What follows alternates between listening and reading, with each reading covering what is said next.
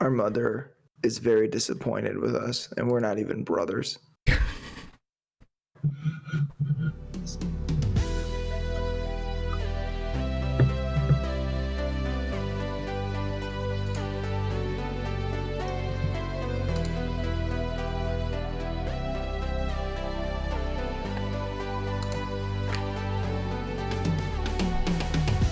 Hello and welcome to this week's episode of the Metacast podcast. That's the podcast that explores itself, explores ourselves, and explores the self in general. My name is Ty. I'm going to be one of your co-hosts. And I'm the fascist, Marxist, rebellious man known as Distance. And Distance is a unique name too. There's only one of you in the whole world. True. And tonight is the Metacast movie show about Captain Fantastic. Captain Fantastic is a 2016 dramedy. It is both written and directed by Matt Ross. It stars Viggo Mortensen, Frank Langella, Catherine Hahn, and Steve Zahn. The budget for this movie was about $5 million with a box office take around $22.8 million.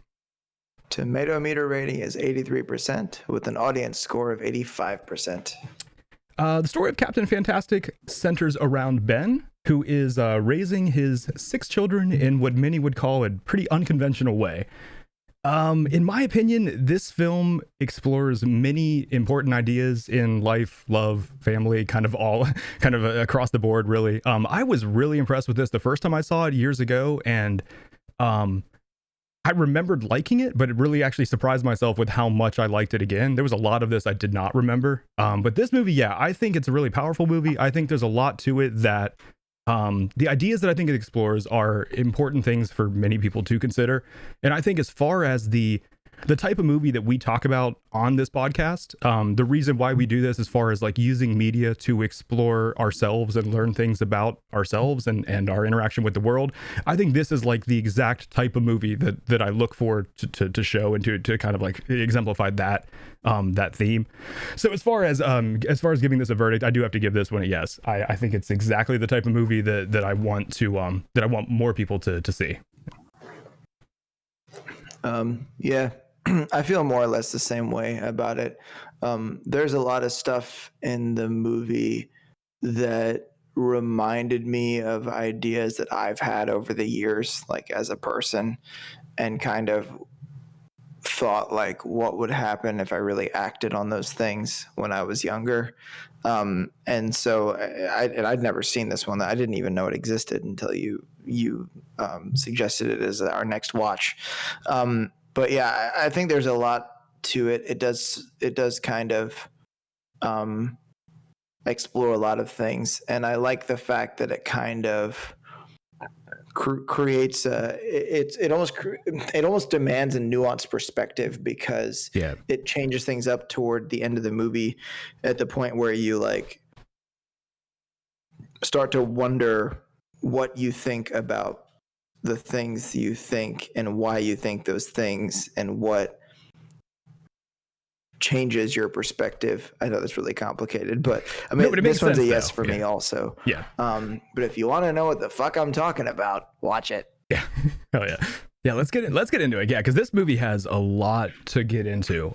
This is, unlike the past few where I feel like I kind of slacked on my notes for this one, it's like I don't think we're going to be able to touch on everything. We're probably going to run out of time, but I have a lot of bullet points for this one. I don't know if I was just in like more of a note-taking mood when I watched it or versus the others, or if it really was just simply the content of the movie itself. But yeah, this one put a lot of bullet holes in me too.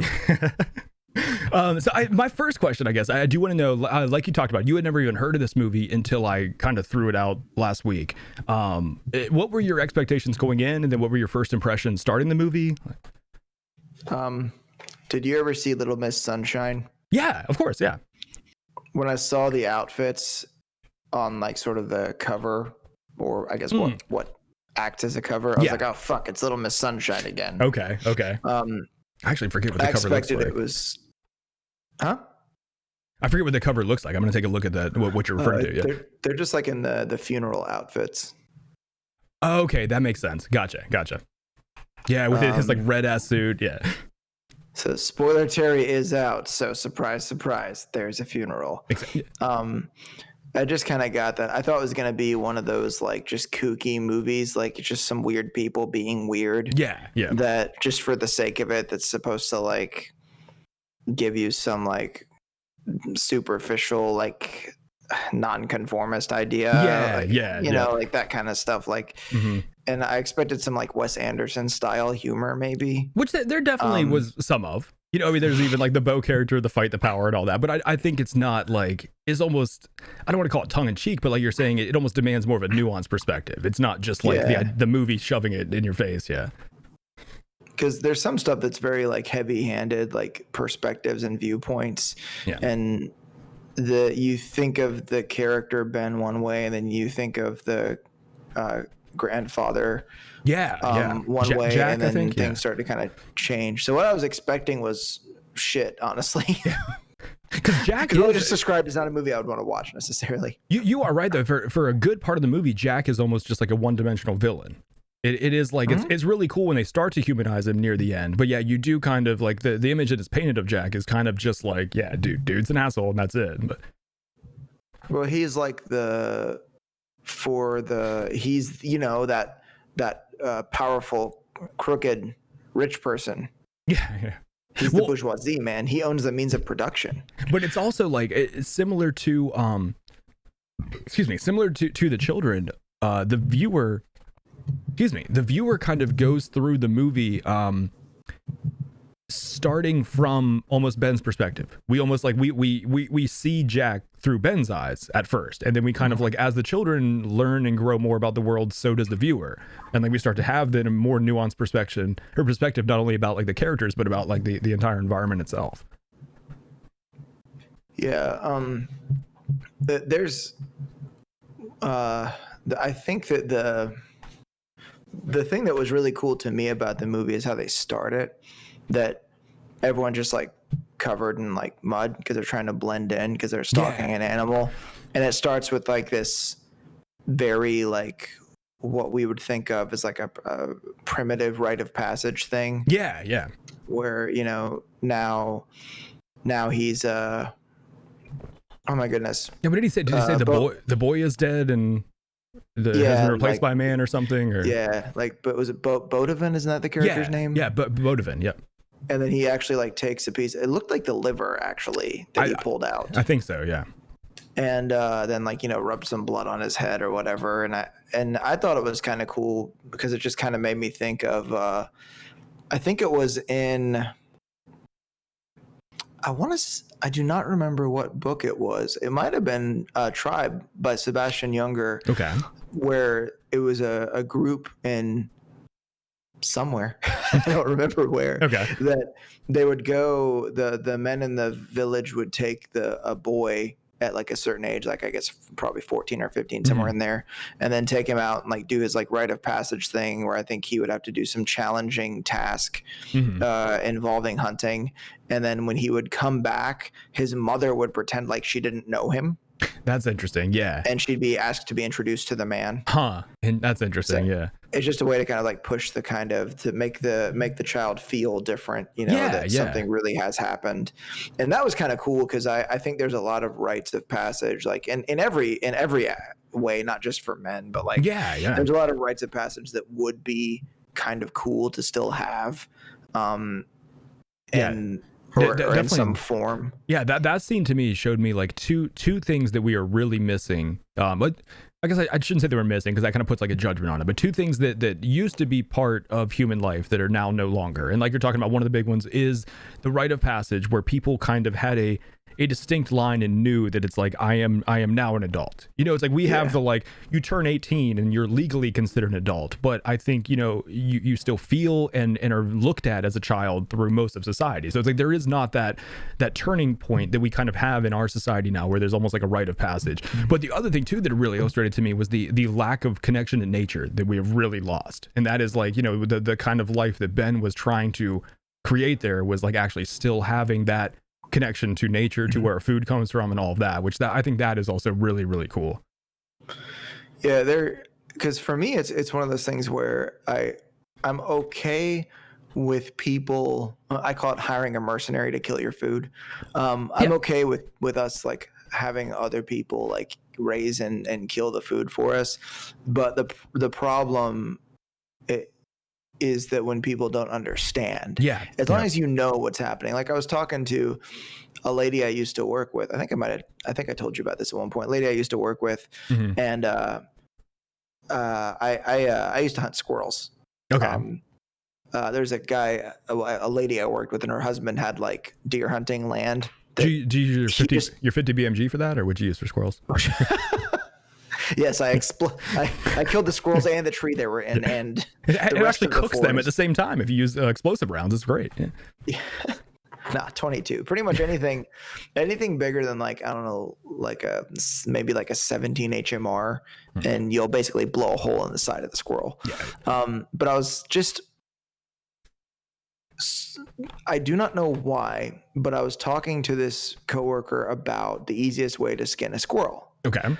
And like I learned like a really cool technique. I mean, I won't explain it on the air, but I was talking about it, and it involves, snipping certain regions of the squirrel, and then essentially there's a way that you can just pull all the skin off at one time from the bottom. It's kind of like almost like turn it inside out, sort of like. Yeah. And you also have to snip the forelimbs off, which is kind of gross, but you can do it with like a bolt cutter or even like a nice wire cutter.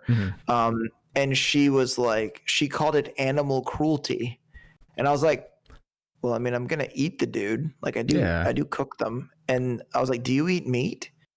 She was like, yeah. I was like, well, someone kills the animal that you eat. And what I'm talking about is an animal cruelty. Like it's the animal lived in a place where it was comfortable, where it knew the area that it lived a fairly like natural life for what it was. Yeah. And I actually, because I didn't like having pieces of hot metal in my meat, I would typically shoot them in the head. I missed a lot. But that was another thing, is they would die quickly. And I knew how they died. And I knew that it wasn't something awful, that it would just be tink. And then, done with. Like it's like it's the scavs and Tarkov. They didn't even know we're there. It's just, all of a sudden they're just doing their thing, and then they're gone. Yeah. It's like a quick, startling experience, and that's that. Now, would it maybe be better to just, I don't know, not kill an animal at all? I mean, maybe, I don't know. But this is just to say, or like there was a time where it was when my nephew was very young. I mean, he was really young, so this is an excusable thing. But like at his age now, it would be crazy. But I want to say he was like 5 or 6, and I was at my sister's house, and I was scaling salmon. We were gonna like cook it with the skin on, so I had to scale it. And he was wanting me to like look at some toy or whatever, and I was like, and he knew that what we were eating was salmon. He knew that's what I was preparing. He remembered the name, and he was like, here, look at my toy. He wanted me to show, like I had to touch it. And I was like, buddy, I'm handling a dead animal right now. I can't touch your toy. He was like, a dead animal? I was like, yeah, the salmon is a fish. Yeah. Like, the salmon's a fish? Well, hold on. Are fish animals? Yeah. I said, well, I mean, they're in the animal kingdom. Are they? Right? Okay. I don't know my kingdoms. Okay. So it was just like, but at that age, like he was quite young, so like it would have been okay for him to be a little detached from it. But even then, like I had a conversation with an adult woman that was, I mean, in her mid-20s, that involved someone talking about hunting, and her response was, I don't understand why you have to kill the animal. Can't you just buy the meat from the supermarket where something doesn't have to die? She literally like did not understand that like the meat you're buying from the supermarket, that is, an animal still had to die to get that there. We're a ways off from lab meat. Yeah, and that's what I'm saying though, is it's like there is, so it is fine to, like you're saying, the almost like quote unquote hire a mercenary basically to get your meat for you. Like or which what we do with factory farming, not to get into like whether or not that's right or wrong, but I would not consider that like a mercenary, because the animal is like literally like raised in that environment versus like you're talking about with hunting, where an animal is in their own environment and then they die. Like I do think that is morally different, but still, like the morals of that aside, just literally understanding that like where the food you eat comes from, that it is actually like an animal rather than like, yeah, having some concept of, like you're saying, thinking that I guess that it's lab grown meat that they go and buy from the grocery store. Like, yeah, that to me blew my mind that that we have gotten that far away from understanding our place. I mean, something that, you know, you can't go 2 or 3 weeks without food. You know, it's like it is that fundamental to the human existence that like food is necessary, and we've gotten so far away from understanding where that food comes from that it's like, yeah, that it, like a lot of this episode, or excuse me, a lot of this movie and the topics that it brings up remind me so much of episode 9 we did a year and a half ago or so of the is modern technology making us weaker? There are so many like concepts that came up in this that is like really like just right along with that. It was interesting to me.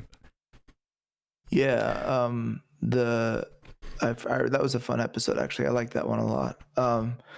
Well, yeah, it's, you know, there's like, you'll hear wasn't there like a vegan like activist band we used to listen to that didn't they have like those little pamphlets that said did your food have a face or something like that? Probably, yeah, like meat is murder pamphlets and stuff like that. Yeah, yep. Which for me, it's like the first time I actually killed a squirrel, killing it wasn't that weird. It was kind of strange to see something suddenly like freak out and then fall out of a tree. Mm-hmm. That was really weird. Going to collect it wasn't that strange. Figuring out like, how do I hold this thing? You know, it's dead, you know, seeing it like twitch a little bit on the way toward it was weird, but it didn't really set in what I was doing until I had to skin it. Yeah. That was when I realized like, this is what happens when I get this little nice package with the styrofoam and the cling wrap on it. Yeah. This is what happens. Yep. It's probably worse than this because it doesn't just hear like a weird snapping noise and then hurt really bad for half a second and fall out of the tree.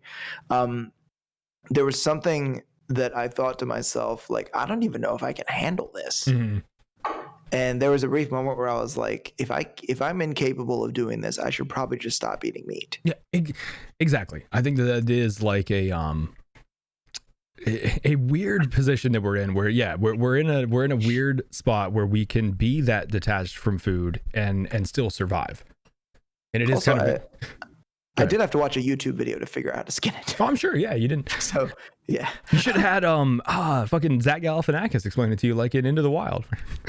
It reminds me a lot of dude's first kill into the, or I guess that wasn't his first kill because he had hunted like small game in that a lot. But whenever he finally got the moose in Into the Wild, and then ended up losing the meat there, unfortunately. Yeah, I forgot that was Zach Galifianakis. Yeah.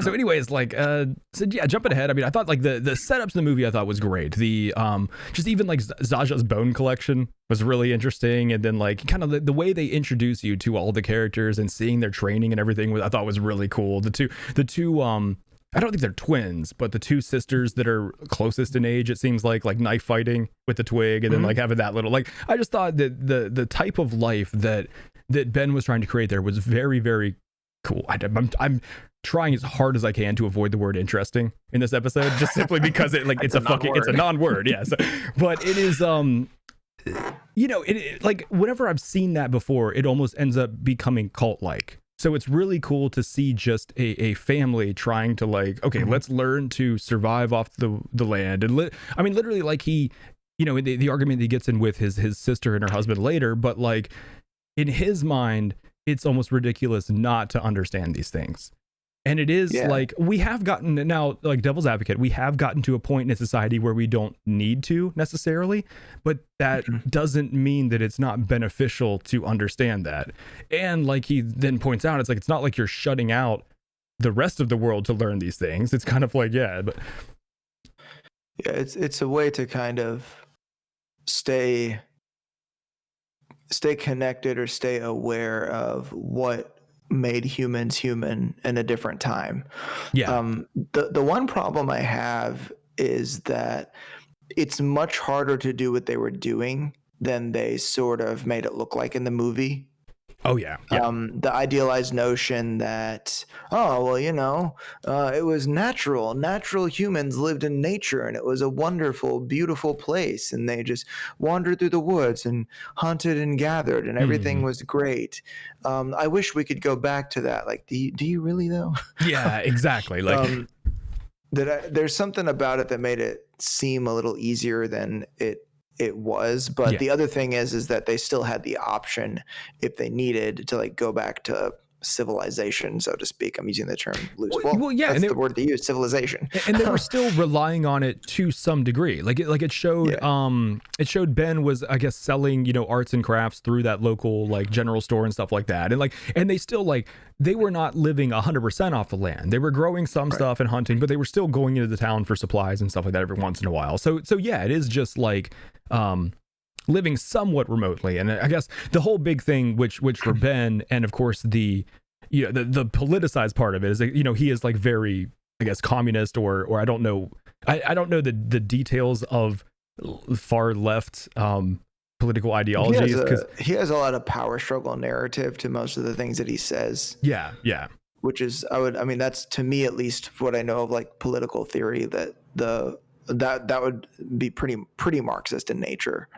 But Marxism is like, I always get confused about Marxism versus communism, or if they're the same thing, or communism is a solution based on Marxist ideas. And then like how Bo points out that he's a Maoist. I don't know the details of what a Maoist then would be versus a Marxist. So yeah, there's a lot that I don't fully understand, but yeah, and also like I'm not and I know you're doing the same thing, but to clarify, like we're not using the term Marxist as a slight as it is often used. We're just using the term as like a matter of fact observation of what the ideology looks like.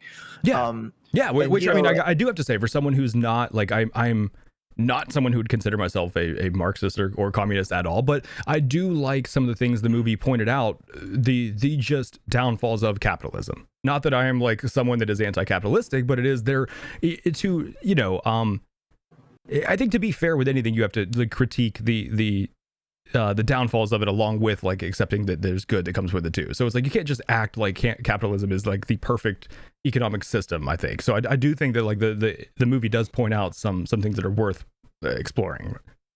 Yeah, the perfect economic system is just like the perfect anything else. It doesn't exist in the world at all. It is interesting to me because the one son, he's the younger one. Was it Nay or Nye or something like that? Possibly. I forget the youngest name, but not the youngest. He's the second youngest, I guess, like the middle son. Okay, yeah, because I think Jaja is the youngest. Yeah. There's something about that. There's something about this sort of idea that no matter where you are or what you're doing, the rebellion will always be against whatever you know.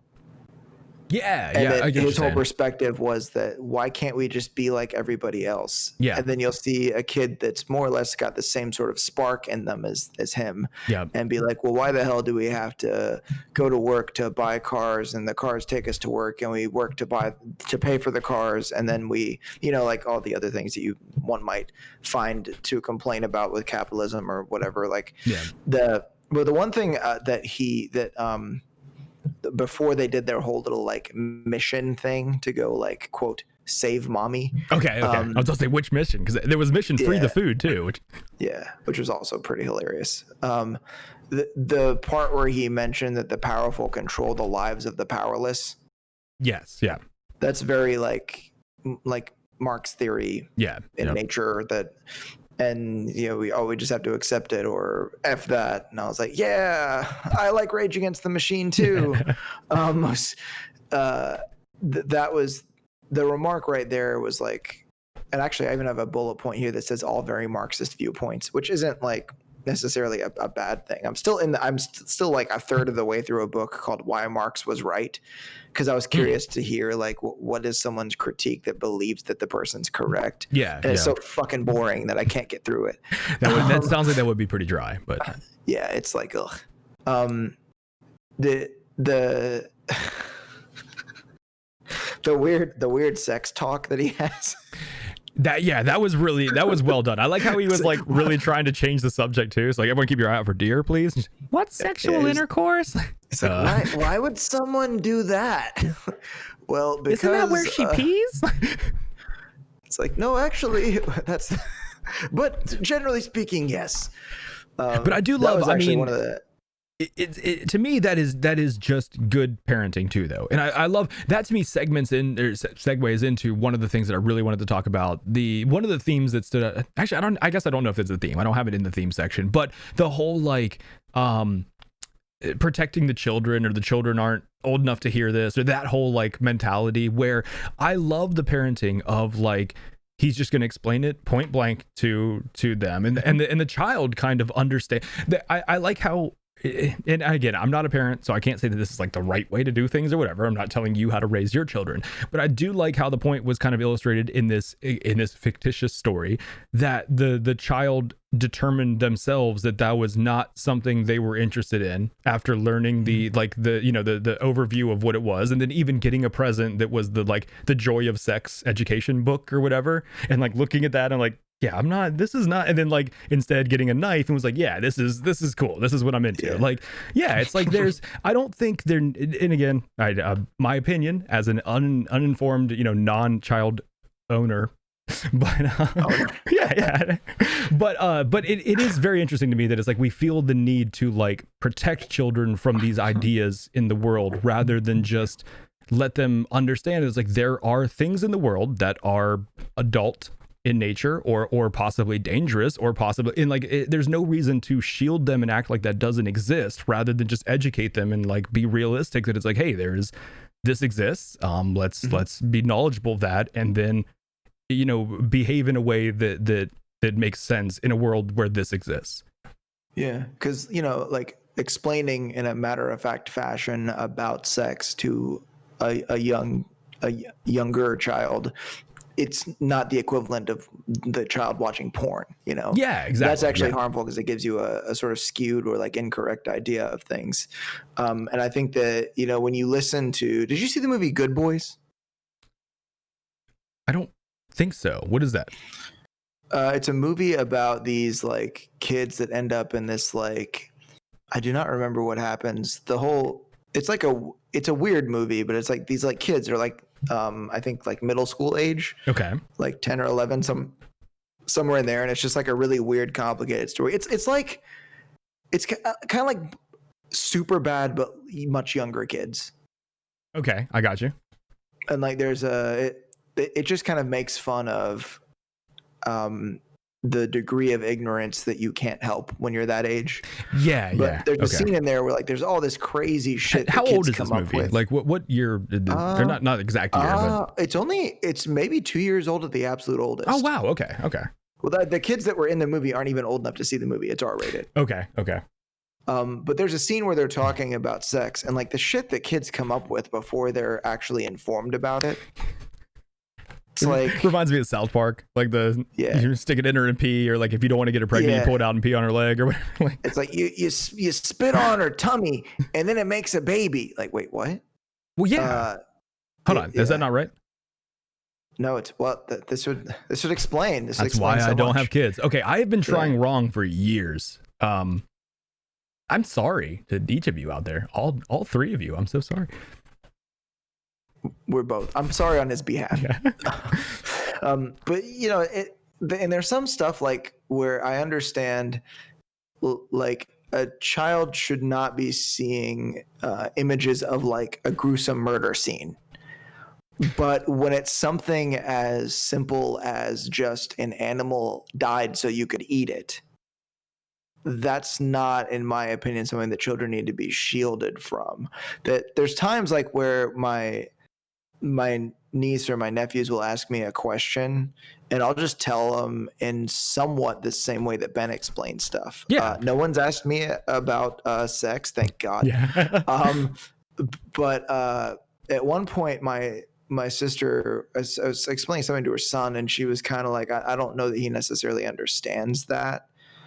Not like that I was saying something that was inappropriate. Yeah. And if she thought that, I mean, she's their fucking mom. So like if she had a problem with it, I'd be like, okay, so I won't explain things that way anymore. But it was more like, she's like, I mean, it's cool that you do that, I guess, but like, I don't know that he understands. Which also, I want to say, just like how Ben handled the situation, it is like, he apologized and was like, I'm sorry if that's not how you handle things in your house. You have the right to, it's like he feels that it is right to directly answer children's questions rather than kind of beat around the bush and try to give them the sugar-coated answer. The parents of the two children he was interacting with disagreed, and he realized that even though he feels one way in that situation, unfortunately they're the parents who get to make that call. So it's, you have to kind of fold to the your house, your rules thing. But like, yeah, I think that's the very mature way of handling that it's like, okay, I feel that this way of child raising is correct. I will do this until I am told that you do not appreciate that, and then I realize my place. But and I fucking love it when kids ask me why the sky's blue, because I actually know why, and I'll tell them, and they're usually like, oh, because it reflects the ocean. Which is like the laziest thing ever. Like, and children, like, they're encouraged to ask more questions when they get answers that are intriguing or are provoking and thought in some way. That when you explain it, like a while ago we were talking about the novel coronavirus. Me and my niece were like FaceTiming on my sister's phone. Okay. And she was like explaining to me, because I needed to know. She needed to make sure that I was as educated as she was on viruses. She was like, yeah, there have always been viruses. And I was like, and there's always been plagues. And she was like, what's a plague? And I see my sister in the background, like, did he really just say that?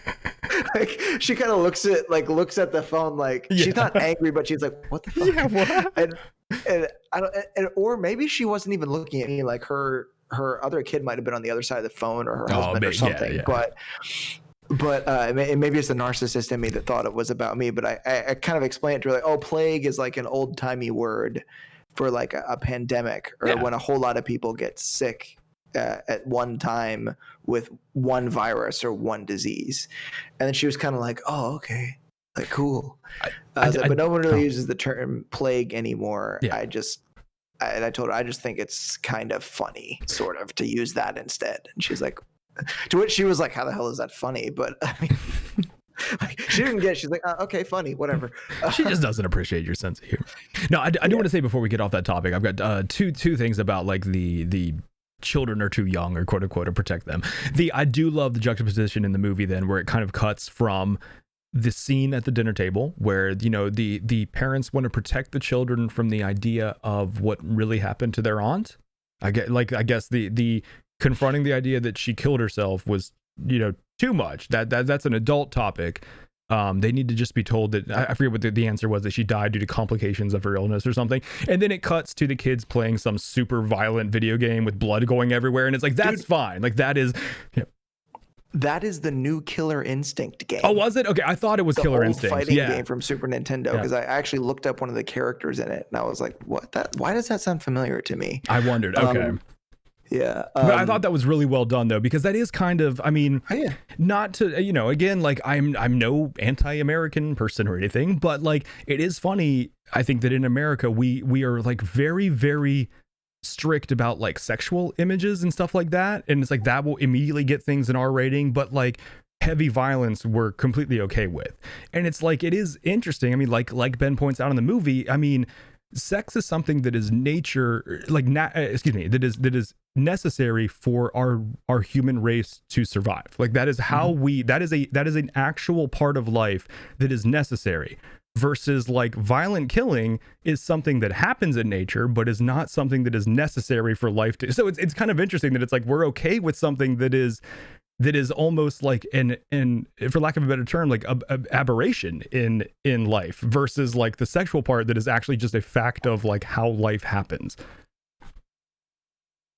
Yeah, it is strange to me. Well, there's a whole like, that's a whole like separate conversation. I mean, even like certain medical practices, like when boys are born, and like the Kellogg brothers, and like one of them pushing like propaganda because I don't know. There's a thing well, sex used to be very dangerous. It's not as dangerous as it used to be because we have a lot of ways to like, prevent spreads of diseases and but even I just wanted the second the point was that even sex aside, I think that the first frame of the trailer illustrates that this is an R-rated movie for the brief graphic nudity of the scene where Viggo Mortensen hangs dong. Like, and even the line that he says to the lady of like, it is like we have literally demonized the human anatomy to the point where like this movie has to be limited to where people under 17 are not allowed to see it unless their parent or guardian says it. But like we're talking about, this movie is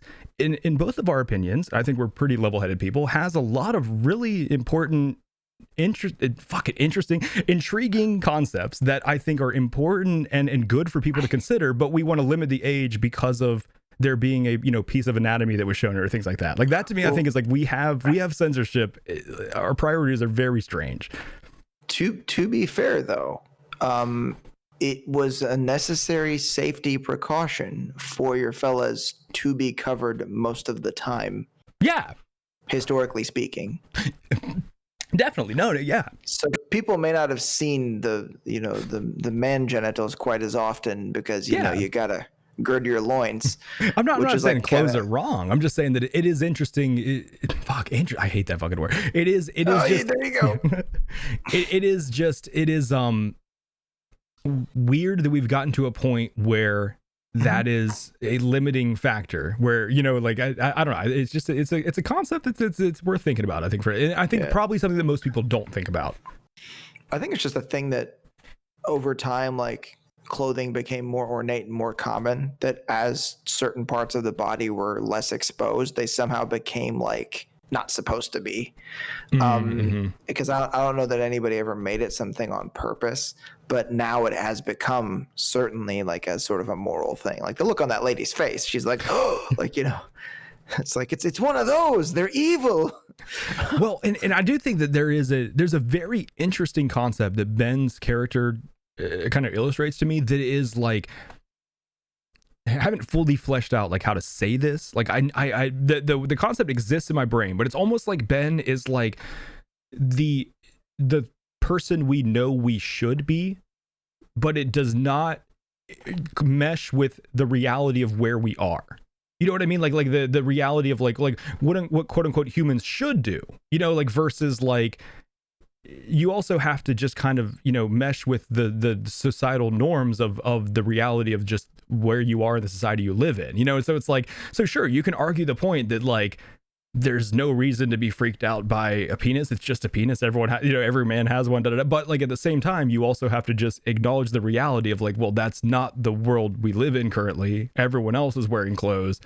There's a reason why this is striking and different and shocking. Yeah, and there's a lot about Ben that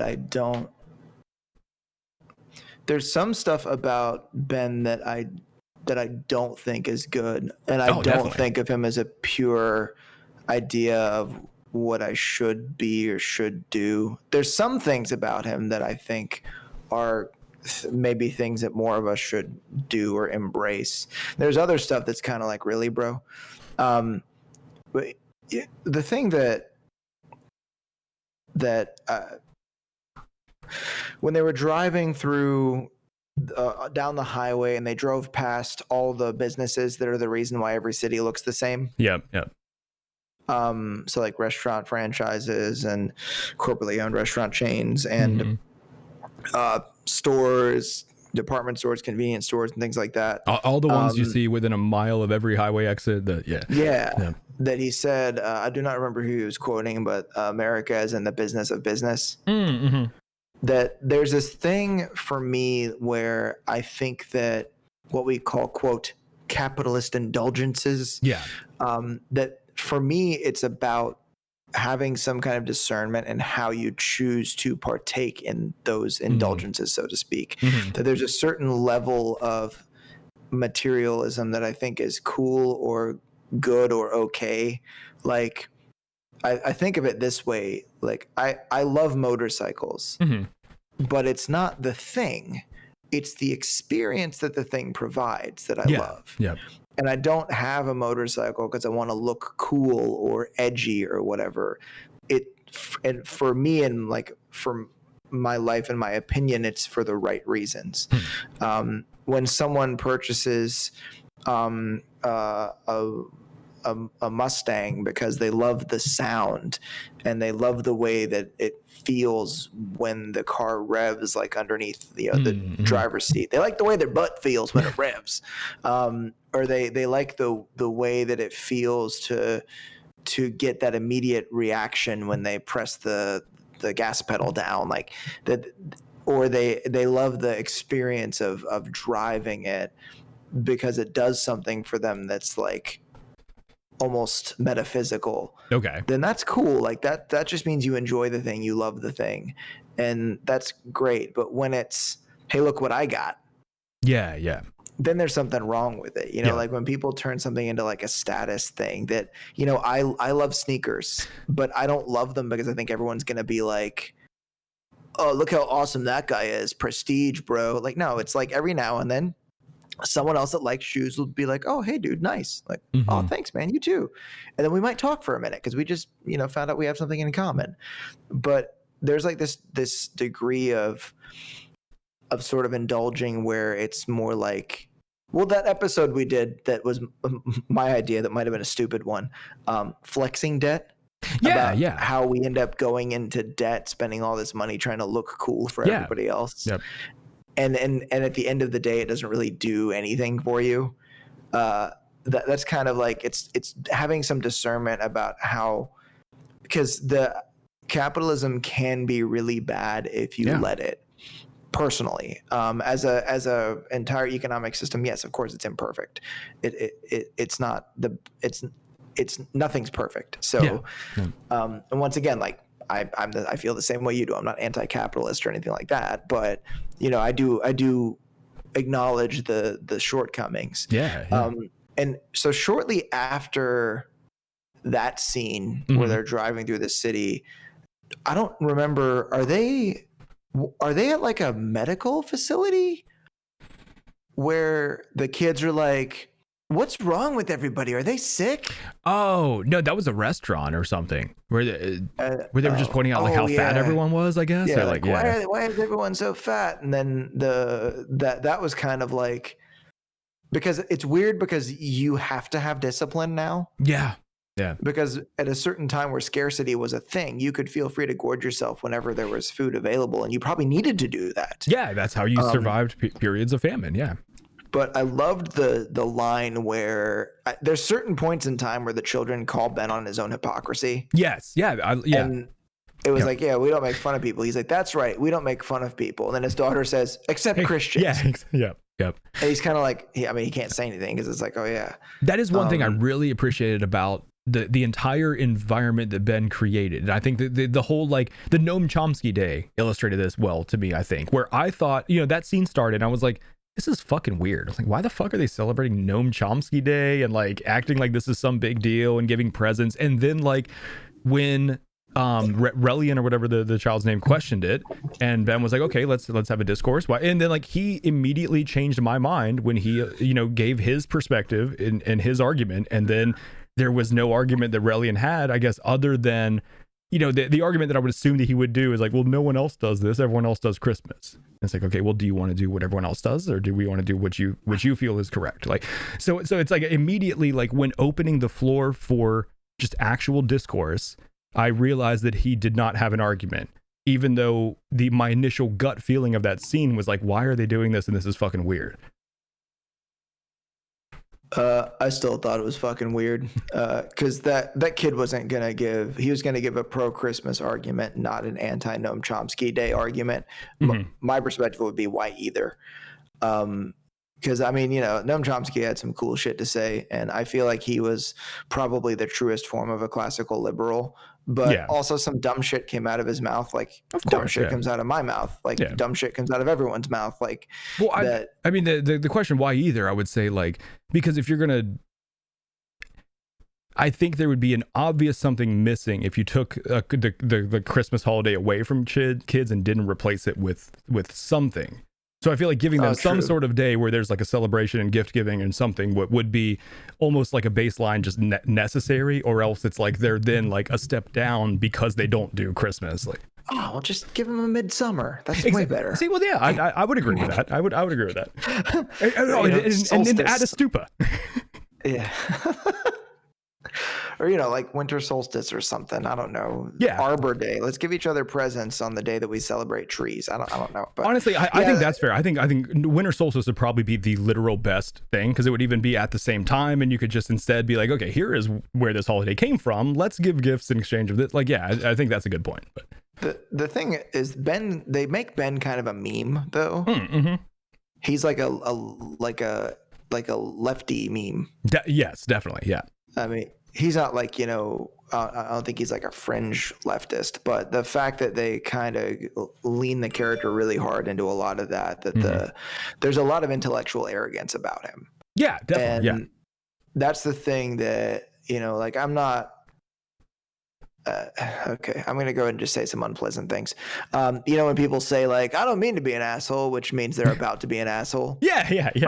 Like, I'm not very smart, but I am smarter than most people, but that's because most people are really dumb. But there's so many people that are way smarter than I am, like, that aren't geniuses, but they're definitely smarter than me. Mm-hmm. And there's like this idea that when you are intelligent, particularly when you have a lot of knowledge, it's really hard not to think you're better than people. Okay. But there's a way that I learned over time that having a lot of information in your head, that there's other ways to be smart.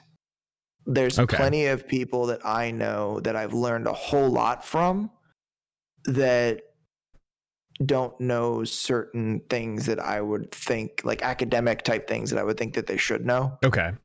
Like they may not even remember what an improper fraction is, which is something relatively simple, but it's someone that can still offer wisdom or some understanding from living their life. Yeah, of course. And I can spout off all this stuff that like I read in a book, and I can act like I'm smarter than this person and have this degree of arrogance about me because I've sought out knowledge, but I might have my head so far up my ass because I think all these things I know make me so smart that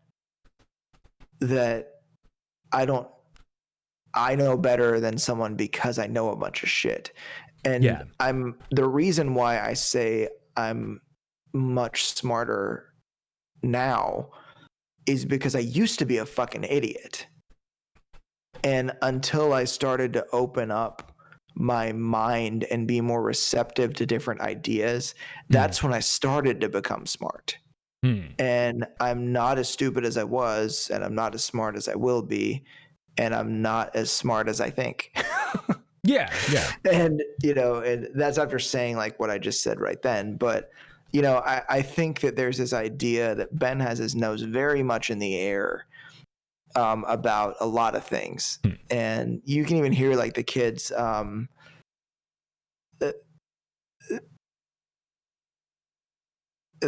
they start to say some things to Ben. Let me see. I think I have it in my notes about the grandparents, and they're going to stay there. Yeah. What did they say? I cannot remember. I have it in here somewhere. They say something about what a vulgar display of wealth and an unethical use of space. Yeah. And there's like when he was trying to get him to stay at the grandparents' house. Yeah. And you can sort of hear them sort of kind of regurgitating a lot of those ideas. Yeah. And see, this is the thing that you say that it's usually you think of these things like a cult, but they're no different than one. That's the thing. There's one person that shares his ideas and only his ideas with these kids in an isolated environment. It's not that different than a cult. And I don't. typically, I would completely argue. I think the entire basis of what they created is built on logic and discourse, rather than a cult is almost like dogmatic. A cult is a cult leader telling you this is how you should think, and this was like even as Leslie quoted, like, what Ben and I have created here may be unique in all of human existence. We created a paradise based out of Plato's Republic. which is also unbelievably arrogant for her to say. But is that not the complete opposite of the cult mentality, though? I haven't read Plato's Republic. I don't know. Gotcha. Okay. Well, it is like, I mean, it's like the basis of philosophy. So it is the most like the normal college textbook that you would go to for like philosophy 101, like would normally like reference Plato's Republic a lot, or like involve reading it during that class. So it's like the entire idea was to create an open environment where discourse and logic was the foundation of it, rather than a dictatorship. The problem with the word cult is that I might be the only person that says it and doesn't mean it in a negative way. Because the term is usually used with like a negative context. And it can be, yeah. I don't think I've ever heard anybody use it in a way that was not negative. But when I say that, the kids are very ideologically identical to Ben. That gotcha. The only kid that asked a question or wanted to do something different was something stupid, honestly. I mean, like his perspective, like there was nothing that he could use to support that in the situation that he was in. That when he was like, oh, why can't we just celebrate Christmas? I mean, that was the one kid that asked a question, asked a dumb one, honestly. Well, it was something indefensible that he couldn't. Well, there was also the whole disagreement with Bo about going to college, and how I feel like Bo made his point in a way that then, Ben saw his side, and the movie ends with him going off to Namibia and then college. But. Yeah. Well, I mean, his style of telling his dad was more or less yelling in his face, because that was the only thing he would listen to, because he was also quite drunk in that scene. What was it that he said? You made us freaks. Unless it came out of a fucking book, I don't know anything about anything. Yep. And that's the thing when I say it's the isolationist side of a cult is what I was talking about, because they have minimal exposure to anybody else outside of their family. Yes. Yeah. Like Bo sees a girl and doesn't know what the fuck to do. Yeah. He's incapable of interacting with anybody in a way that makes any kind of sense. The major perspectives that they're exposed to are their dads, and none of them are at an age where, with the exception of maybe Bo, none of them are at an age where any of them can create perspectives of their own yet, really. So there's just not, it's more or less an echo chamber, because the person that's teaching them, or the people that were teaching them, both had like the same perspective on things. I don't know. I guess I think we have to like just agree to disagree on this, but I totally disagree. I feel this way? Yes, I'm sorry. Yeah, I'm sorry you're wrong about this, but no, I would say that it is like, I mean, especially when you even look at like the material they were teaching them, and the books they had, and what they had access to, that it was not the top-down dogmatic, you listen to this is the rule, this is law. It is like, let's teach each other how to be rational and explore the world in a logical way, which will create an environment that is open and conducive to thinking and questioning. So I see your point, but I don't see, maybe I need to rewatch the movie, I guess, but the environment that I saw created was not at all like, you will have these points of view. It's like, let's learn about the world and come up with your own points of view. And even like in the scene where he tries to make his point to his sister about his children knowing about the world and what's going on, his 8-year-old daughter had her own thoughts and opinions about the importance of the Bill of Rights, rather than, it didn't sound like she was just regurgitating something he told her. It sounded like it was her perspective on why rights are important to. So I don't know. I may need to rewatch it, but I think that I completely disagree And it seems to me that he was creating an environment where the children were able to think freely rather than making them think what he wanted them to. But with things like a factual understanding of the Bill of Rights and then creating a perspective on that, it was more about the thing that I saw the children regurgitating was more like social, political, and economic ideas. Mm-hmm. Those seemed to be pretty much identical across the board. And you could hear like the very memey kind of family that they made, like the very memey kind of perspectives that they gave everyone was in some way, it almost felt to me that the creators were trying to make fun of like leftist ideas, which is kind of unfair to, especially in a way where you're in complete control of the dialogue. But that's, and I'm not saying it like as a negative. I mean, it's a movie, so like we're not talking about real people. Anything that I have to say that's negative would be about the writer, honestly, the creators. Yeah. That I think that for a lot of the things regarding like money, class struggle, stuff like that, it just seemed unnecessarily heavy-handedly left when they talked about anything like that, to the point where I almost feel like they were trying to make fun of somebody with that perspective. Well, yeah, I mean, I think the whole point of at least the point of the movie that I got was that it kind of came to like a subject that we have come back to over and over and over again for the past, year and a half. But like eventually at the end, he found that balance, that it was like a little too heavy-handed, way too fringe, and that was not necessarily like the way to do things, because you exist in a world where there is a balance that needs to be struck. And I think that's like where the point that he found at the end. So yeah, I think it was like kind of pointing out the hypocrisy and some of the silliness of his beliefs in the beginning, because he has not yet swung back to that resting place where he's kind of in the middle versus like too extreme, I guess. And like I do, the fact that he, you don't have to be full on like, gold golf cart, Range Rover, granite countertop. You don't have to do that. Yeah. But you also don't have to like live in the wilderness. That there's kind of that thing I was talking about earlier with how much do you like choose to participate like in products and the acquiring of goods, and like, where's the kind of balance in that, I guess.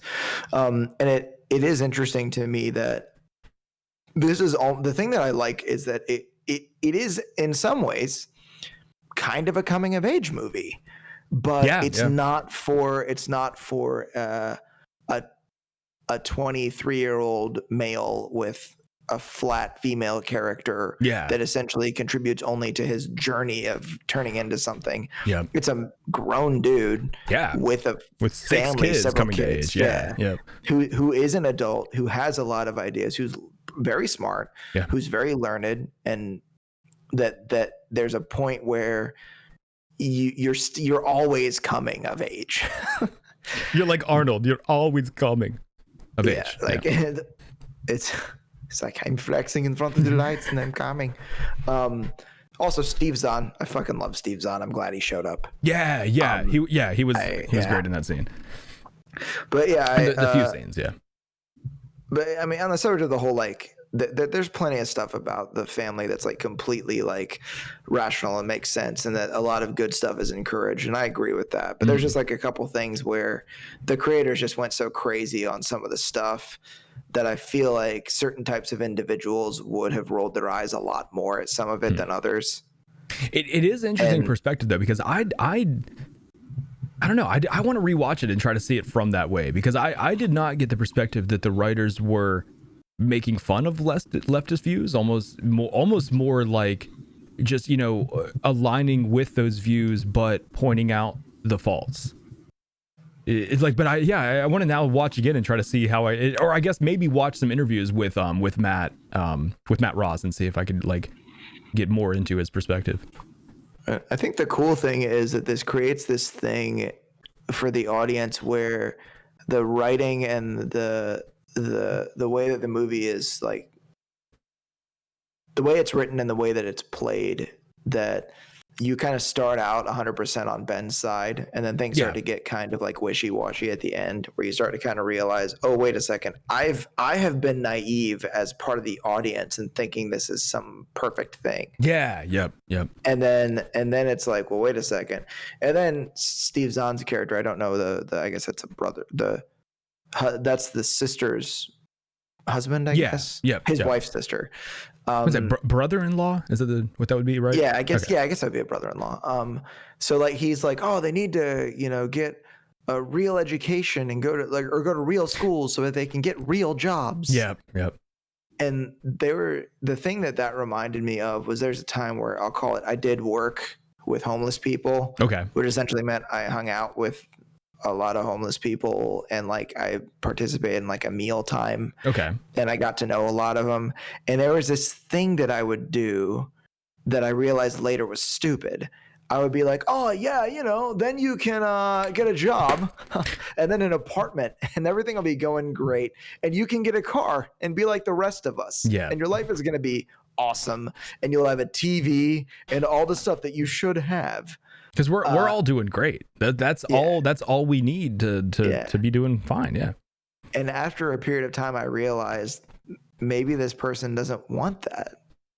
Is their life really that bad? And in some ways, not really.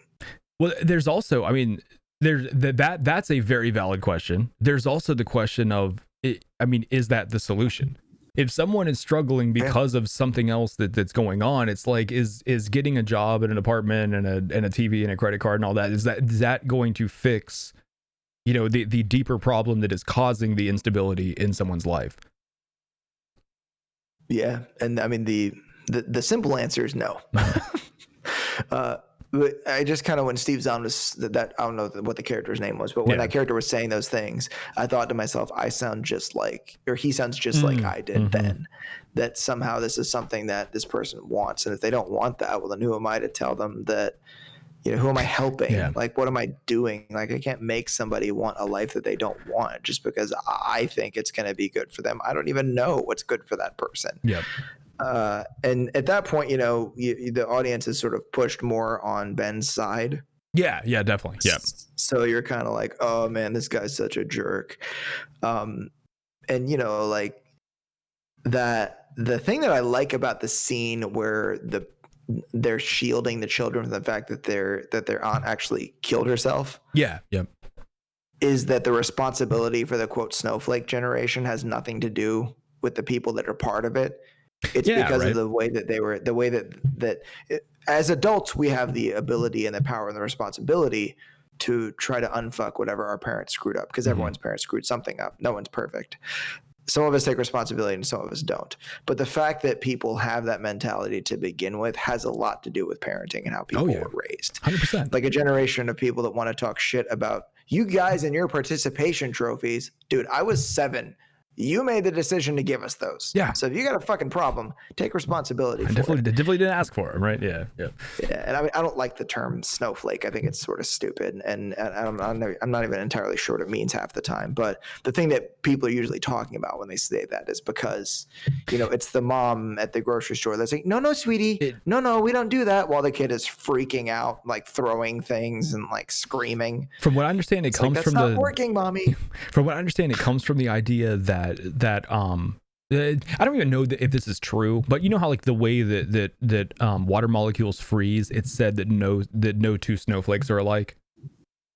That every time a snowflake falls, that it's completely identical. So that's what it's supposed to be, is like if you're a special snowflake, like just like their names in this movie, that you're so special and you're so you're one of a kind, that you deserve to be treasured, rather than like kind of accepting the reality of like the harsh reality of the universe is like, we don't matter as humans, like first of all, I'd be like, the reality of like, you are one of 7 billion, you don't matter in humanity, then not to mention the reality of humanity does not matter in the scope of the universe. So it's like levels of like understanding that you just don't fucking matter at all is very different than the mentality of thinking that like, oh, I'm super special and I'm individual and I need to be like, the universe should recognize that, I guess.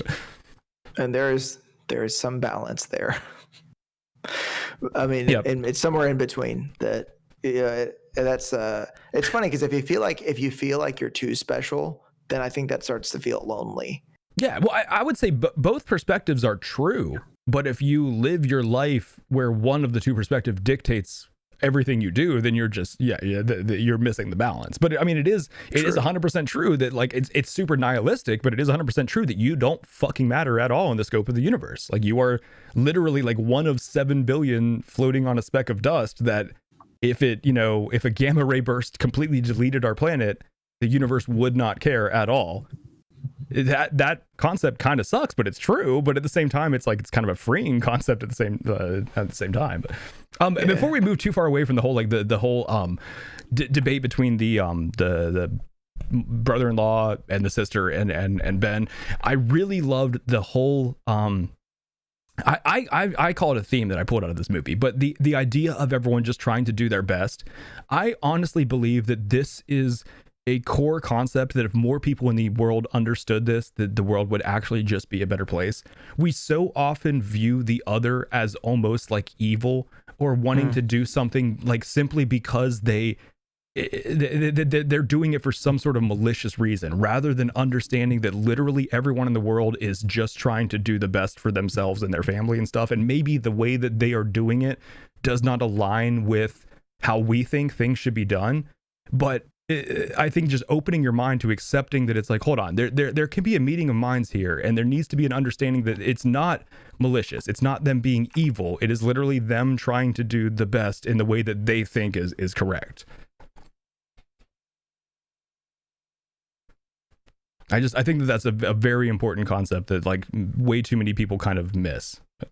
Yeah, and you could kind of hear the perspective, like once again a meme thing. Yeah. When the sister-in-law says they're talking about like the food, she's like, "Yeah, it's organic, non-GMO." Yeah. Yep. That because for her, that's the best thing to feed her family properly. Exactly. Yeah. With things that she read somewhere are good for you. Yeah.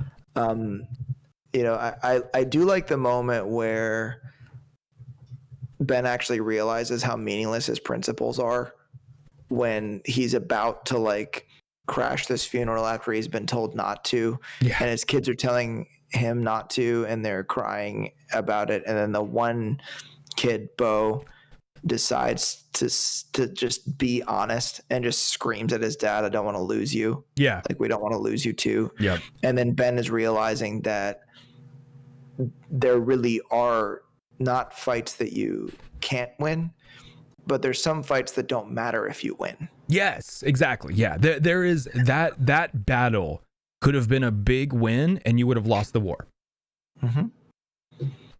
Because I mean, I actually think it was somewhat unnecessary for him to interrupt that very stuffy, very boring, very impersonal funeral. Yeah.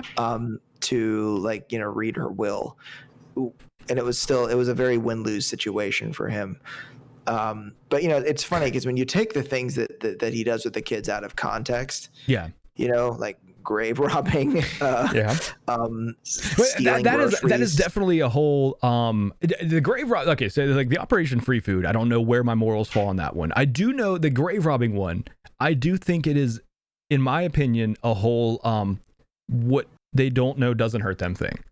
They covered the ground back up. They I don't think anyone is the wiser to know that they literally stole the body out of there. The person who died got their wishes carried out, and the people who disagreed with their wishes still think that their body, I feel like that is almost a win-win. It is legally wrong. It is, but I feel like I will die on this hill. I feel like legals and I feel like the law and morality are not the same thing. So I will completely agree that was like completely illegal, but I do think like morally, I don't think that was immoral whatsoever. But yeah, there are some laws are based on morality, but many more are not. Yeah, definitely. And that's like, but because we understand the context of everything, we're like okay with it. But it's like, the one conversation you have with somebody and like a day or two later they tell you that there's something that you said that bothered them, and you're like, well, what did I say? And they tell you, and you're like, well, that sounds really fucking bad like right now. But at the time, I don't remember it coming out like that. It's like there's really no good way to say it now, is there? And the whole I would like to make the point, though, that for a closed casket funeral, that body was really well embalmed and presented. Yeah, definitely. Yeah, I don't understand why. I know that for the sake of the movie, they couldn't have some like decaying like whatever in there, but yeah, I mean, it was kind of cool. Also, the thing that ruined the movie for me, I hate Guns N' Roses so much. Me too, but I actually really liked that cover. I thought that was really awesome. Yeah. That rendition was good, but I still hate Guns N' Roses. I really can't stand them.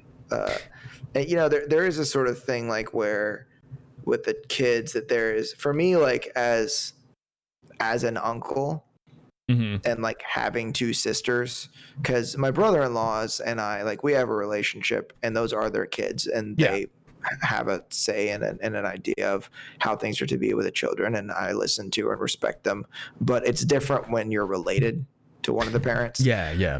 So my sisters, who can be very protective, I think that in some ways as their uncle, it was almost like my job to allow the kids to do stuff that was a little bit dangerous, not that would kill anybody, but like might cause like a little scrape, but to be there to manage the danger to the point where I could make sure they didn't hurt themselves. Gotcha. Yeah. That there's something about being able to have that kind of adventure as a kid that I think is good. And you know, when is it Jack the grandpa? Yes. He's like, how did he break his hand? What happened? Don't you know who I am? I'm Lou Zabel from Wall Street. Money never sleeps. Sorry, I did like him as that part in this. I think he played the Jack part like very well. Yeah. But you know, that's just another thing. Like out of context, that seemed like not such a good thing. But it's like, well, do you want the kid to like never do anything interesting, cool, or adventurous? This is something that happens. Now the climbing the roof to break your brother out thing was a little unnecessary. Yeah. Well, I mean, in all fairness, like I don't disagree with Jack, but as far as like this is something that happens, not many kids are scaling rock walls with their parents. You know what I mean? So it is like it is definitely unorthodox, but I don't think we have just become so accustomed to things being quote unquote normal that when things are strange, we feel that they're wrong. And I think that is like so much of what Jack is like, oh, just because it was a little unorthodox, it means that it's quote unquote child abuse or I forget where else that scene went. But yeah, I love the dynamic between Jack and Ben in this movie. I think that was very well done. And I like that they sort of come to almost like a weird kind of understanding, that they come to a united idea of the kids and caring about the kids. That was actually a really good way for them to connect, and it was a little touching, honestly. Yeah, and it's great that Ben grows. That, you know, you definitely see some change in Ben. That he realizes, like you said, the hypocrisy of some of his ideas. That the fact that it is like you have to adjust and accommodate to the world that you actually exist in, not the world you feel like you should exist in. But then there is also the scene where you start to see the humanity of Jack, where he's like on the golf course and he's doing the like yoga exercises with the kids and he's letting them teach him to do the burpees and everything and stuff like that. That was cool because that is our first time seeing Jack's humanity, seeing him as something other than this one-dimensional villain. But it made me wonder, is that even Jack growing, or was he always that and we just didn't see that because we saw him as Ben saw him, basically? Yeah, I mean, because we saw his interactions with Ben specifically, and his interactions were, "You killed my daughter, you asshole." Yeah, and everyone's interaction with someone right after their daughter died is probably not going to be the best example of who they really are. Probably true. Didn't you love the Jesse Jackson 88 shirt? Yeah. Honestly, I think the completely like almost not unnoticed, but I feel like the wardrobe in this movie was very well done. A lot of like just kind of subtle little stuff. Yeah. Well, based on Ben's perspectives on many things, that seemed like a weird shirt for him to be wearing. I almost feel like the creators did it to be funny, and I thought it was humorous. Well, I felt like it was almost like something that Ben's character would wear, ironically, to be funny. Like that would be like a thrift store buy that I could see that character in like a B-roll scene, picking it out and like laughing with his kids and wearing it. Like, yeah. And I also, the scene where Ben like shaves his face. Yes. I really hope I age as well as Viggo Mortensen. That's I was like sitting there looking at the guy. I was like, dude, he's a good looking man. Yeah. He's like, you stopped aging like 20 years ago, dude. Like, Dude, that what scene. what is going on? I actually have that scene in my notes because I really love that. To me, was a prime example of the. I mean, I say this quote way too many times, but I'm a huge fan of this whole idea. The way you do something is the way you do everything. I loved watching the detail of his character shaving in a truck stop sink, wiping out the sink, wiping down the mirror. That kind of stuff is like, that just shows the little details of like who Ben was as a, like most people would not do that. Like most people, you know, you're going to shave in a dirty ass sink and you're going to leave it fucking dirty because like, you know, that's how most people are. But it's like, I think Ben was the kind of person that like, you know, a fictitious person, of course, but Ben was the kind of character that would like wants to leave every area that he interacted with either better or the same as he came into it. He was not the type of person that would like leave a mess and leave an area. Yeah. And you know, the thing that I hope for this film is that, for me personally, at least, that, and also I do agree with you, it was interesting that he was that detail oriented, that he actually cleaned up after himself. I was actually like, what a decent person he is. Yeah, it's about to me. Yeah. That there's a thing that we've talked about with, because there's a few of the movies here like that, you know, a movie that I watched a long time ago that like I felt a certain way about, or one that you watched a long time ago that you felt a certain way about. Yep. And how I think without fail, every time we've done a movie like that, there's always been a clear understanding of how differently you feel about the film now versus when you saw it the first time. Yes. And my hope for this movie is that maybe at some point later down the line, when things happen, you know, maybe one or both of us might have a kid. Who knows? I don't necessarily want kids, but if I had some, well, whatever. I mean, it is what it is. Take responsibility for it and do what you got to do. So I am interested to see, and even if I don't have any of my own, I'm interested to see how in a few years I'll think about this movie, even after seeing like the kids in my family grow up. Mm-hmm. And, you know, and it gives you a perspective when you don't have kids on how difficult parenting can be. Yeah, and yeah. The degree of regret you must feel for the couple things you didn't do perfectly. And and as someone that kind of beats himself up a lot, I wonder how I would feel. Yeah, that's an interesting thought. Yeah, I don't know. Yeah, this is definitely though one of those movies that, you know, another one of the ones that I call a life movie. One of the ones that I do feel like, I mean, it's only been out for 4 years, but watching it this time, I definitely got something else out of it that I, you know, got, you know, 3 or 4 years ago whenever I saw it. So yeah, I feel like this is one of those movies that I could revisit at different parts of my life and probably get something new out of. And I think that like almost this movie is kind of like a little bit of a Rorschach test in some way, where different people see what they kind of want to see in it and get what they want to get out of it. Where there's even an interesting article on Variety by Owen Gleiberman, I guess, wrote this, that he says the secret appeal of Captain Fantastic is it's both left wing and right wing.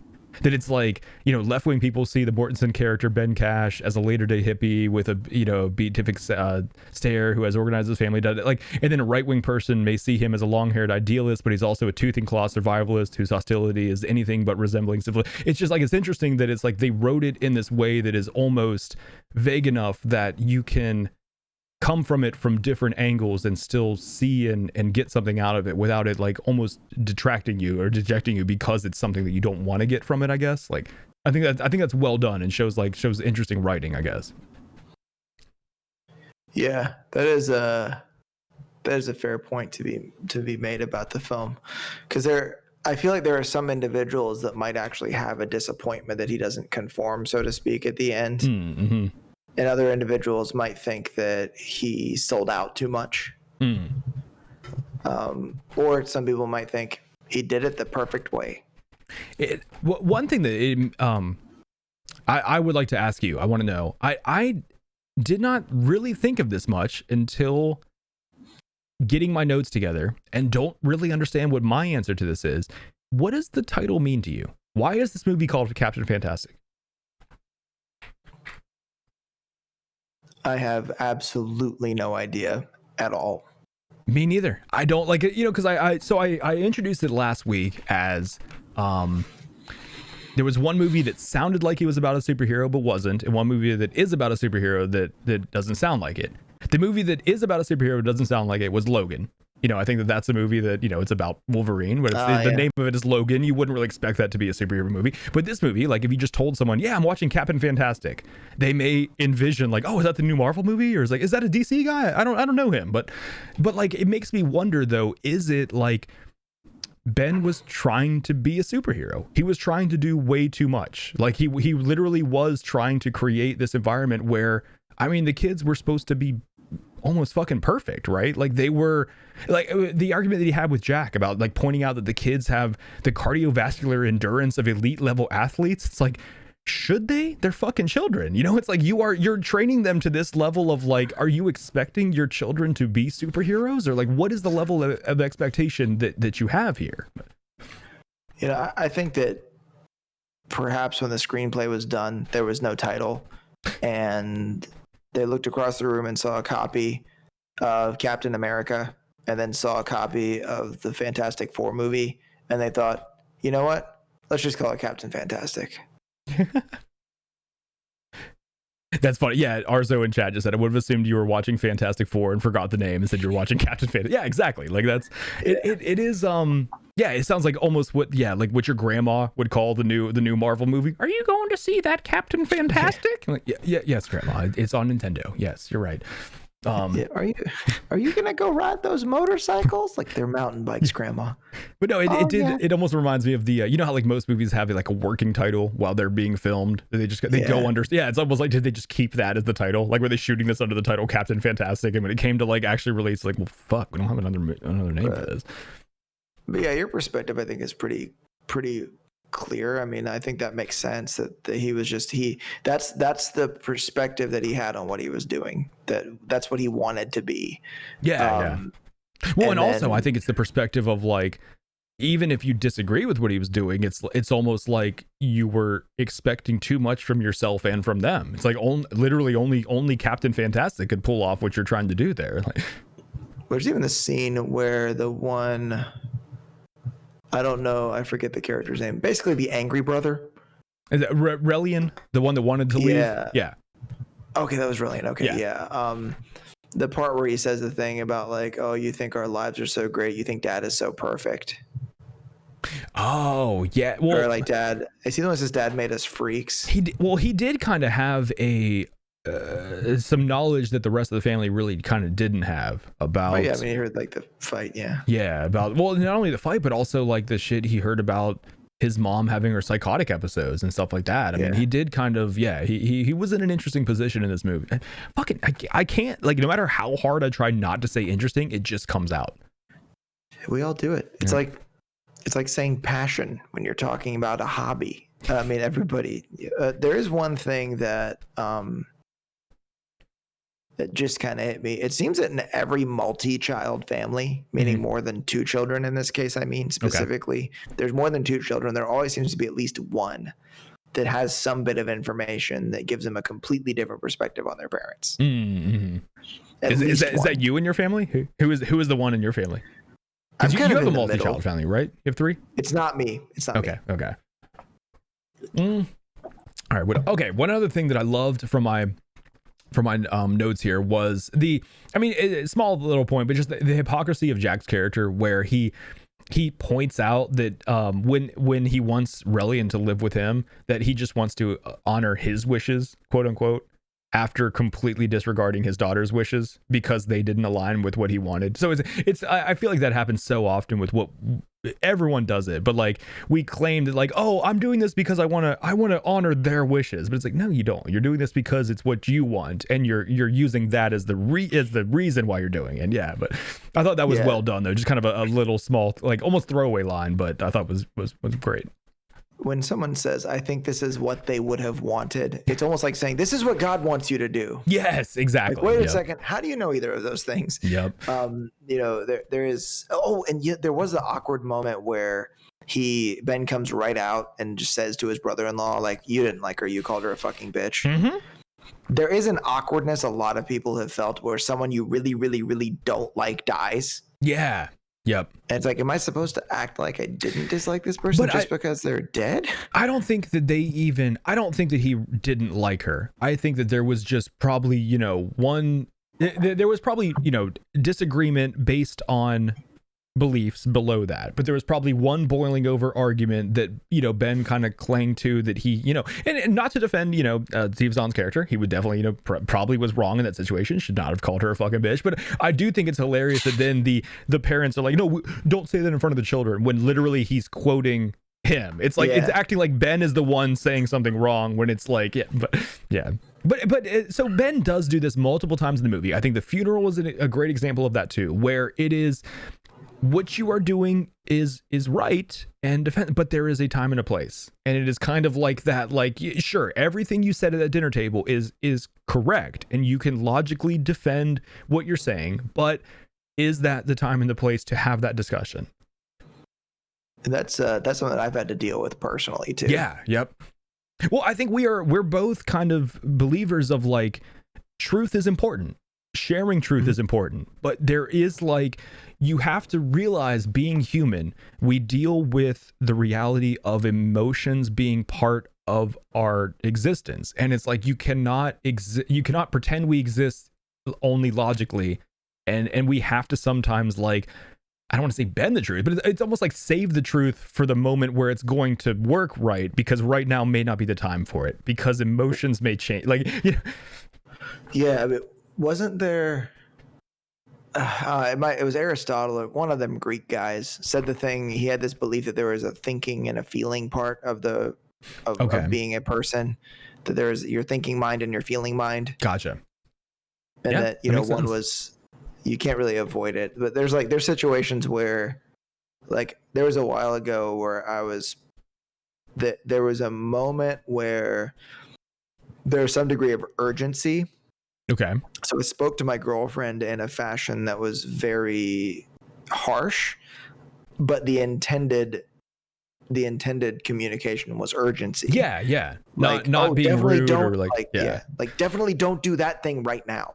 And and I yelled, but it was because it was like, that needs to stop quickly, or else this thing will be irreparably. Yeah, it's like when we play together in Tarkov, when, like, if you shush each other, it's because, like, okay, we need to stop now to hear something. It's not like you're not being rude. It's like, well, hold on, like, that it's an urgent situation. It's time sensitive. Yeah. And there was this moment where I've been increasingly more aware of it, but as we talked about the situation that occurred, she was very upset by it. I'd said that, yes, I spoke in the way that I was speaking, and that was emotional, but it's also something that most of us would have done in that situation. Gotcha. Yeah. And it was this idea that for me, it was like, I'm no better than anyone else, and no one else is better than me in that regard. Yeah. That sometimes we're going to be this way and act this way. And there's some situations where, for instance, like, if you and I are having a discussion about something and one of us is becoming emotional, but the other one is not, then the one who is not has the ability to kind of control and simmer down the situation where we can actually get somewhere. Possibly, as opposed to just like, or that tends to happen more like in like partner type relationships as opposed to friendships. Yeah, yeah. But a lot of times keep it together. A lot of times it seems to me that it's more like the one not being emotional can decide that it's like, we may need to circle back to this when emotions are not as big of a factor, I guess. But like, a lot of times it's hard, like, when dealing with humans, it's hard to like, okay, let's try to do this now and navigate around the emotions. Like, yeah, then there's this slippery slope of, we should talk about this later. Like, what? I don't need to talk about this later. True. You don't know me. Yep. You don't know me. Yeah. I don't think I really had. There's one funny thing when he talks about crack he has a very eloquent explanation of it. Yeah. Well, I love it. It is all very like, eloquent, well worded, and factual. Just kind of, it's same with the sexual intercourse of, it's just like, this is what that means. Here's. Yep. I had another one that I thought was great. This it ties into the same topic that I had before of everyone just doing our best. But the moment where the kids were hiding the bus in the end and they pop out, and that was like, you know, after he shaved his face and everything, like really like super touching moment. But the Relian kind of having that meeting of minds where it was like, you know, he said to Ben, "I don't hate you. I just wish you helped Mom." And Ben's response of "Me too," which again, not the movement, but "Me too" is a super powerful thing in that how important those words are in understanding that there was a major disagreement between the two, and it was for the same reason. Both wanted the same outcome, both had the same intentions, both people were just doing their best. They just disagreed upon what the method was to do that. And it's not like it again, it like goes back to like, we need to stop seeing others as like, oh, they're doing this because they're, you know, they want this to be wrong, or they want this to be, you know, it's like, no, it's like they literally, they just think this is the best way to get the end, the means that we're both trying to get to. Yeah. Or the end that we're both trying to get to. Yeah. Oh, the other big theme that popped out to me too, that I did not touch on yet, but I think the right to choose is another big one too in here, where it's like, you know, like with Leslie having a will, you know, wanting to be cremated and things like that, and basically like her wishes kind of being ignored simply because I guess basically her parents felt that they weren't valid, I guess, because she was like, I don't know, I'm not sure really, like legally to me that seemed strange. It seemed like an adult with a will, like that would not happen. I don't know. I was kind of confused by that, but I do think that the right to choose is a very important thing, and of course like a topic that this like definitely brought up in my mind. Yeah, I mean not just for her, but for everyone, the kids too. Yeah, like for Bo to have the option to go do what he wanted to do and go where he wanted to go. That, you know, you're at a certain point, I think when you raise children, you've done what you can, and now it's time for them to do their thing. Yeah. That they have a right to figure it out on their own, and that sometimes telling your kid not to make the same mistake you made doesn't help. They just have to kind of do it. That is a perfect segue into favorite line. I picked my favorite line literally for all of the reasons that you just said. I think that it is a line that is like, in a movie, just I thought like a great way of a father talking to his son. When you have sex with a woman, be gentle and listen to her. Treat her with respect and dignity, even if you don't love her. Always tell the truth. Always take the high road. Live each day like it could be your last. Drink it in. Be adventurous, be bold, but savor it. It goes fast. Doesn't this? I think his son actually says "I know" right after he says it goes fast. Yeah, no, yeah, he does, yeah.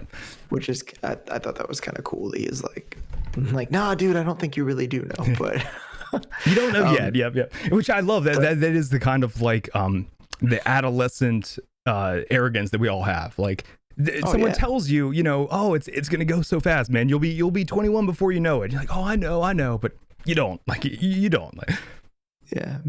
Be careful. I will, Mom, is always what you say right before you have a terrible injury. Mm-hmm. Because you said it every time before. Hey guys, watch this. Yep. Hey man, hold my beer. Yeah. So the line that I picked was because it kind of illustrates the sort of idea, the attitude that the kids have about certain things, not because those things were hidden from them, but because they were exposed to those things, and they were things that weren't harmful for them to be exposed to. How did you kill those chickens? With an axe or with a knife? That was I love the response too, where she struggles through it like, it's a rotisserie chicken, so it's already on it's dead, already on a thing with the that was good. Oh man. Well dude, so we're gonna do something a little different for next week's episode.